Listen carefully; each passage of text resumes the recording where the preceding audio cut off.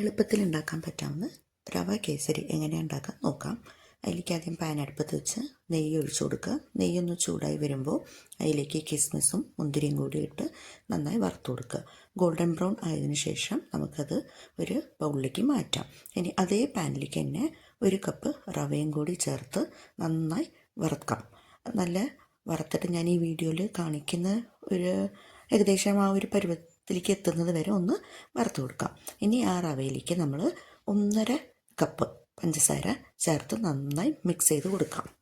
പഞ്ചസാരയ്ക്ക് ഒന്ന് മെൽറ്റായി വരുമ്പോൾ നമുക്കിതിലേക്ക് 3 കപ്പ് വെള്ളം, അതിലേക്ക് കുറച്ച് ഫുഡ് കളറും കൂടി ഇട്ട് നന്നായി ഒന്ന് മിക്സ് ചെയ്ത് ഫ്ലെയിം സിമ്മിലേക്കാക്കി വെക്കാം. ഇനി വെള്ളമൊക്കെ നന്നായി വറ്റി വെന്ത് വരുന്നത് വരെ വെയിറ്റ് ചെയ്യാം. ഇപ്പം നന്നായി വെന്ത് വന്നിട്ടുണ്ട്. ഇനി ഇതിലേക്ക് നമുക്ക് വറുത്ത് മാറ്റി വെച്ചിട്ടുള്ള അണ്ടിപ്പരിപ്പും മുന്തിരിയും കൂടി ഇട്ട് ഒന്ന് മിക്സ് ചെയ്ത് കൊടുക്കാം. അപ്പം നമുക്ക് കേസരി ഒരു ബൗളിലേക്ക് സേവ് ചെയ്യാം. ടേസ്റ്റി ആയിട്ടുള്ള കേസരി റെഡി ആയിട്ടുണ്ട്. കേസരി ഒന്ന് ട്രൈ ചെയ്ത് നോക്കിയിട്ട് അഭിപ്രായം കമൻസിലൂടെ അറിയിക്കണം കേട്ടോ. Thanks for watching.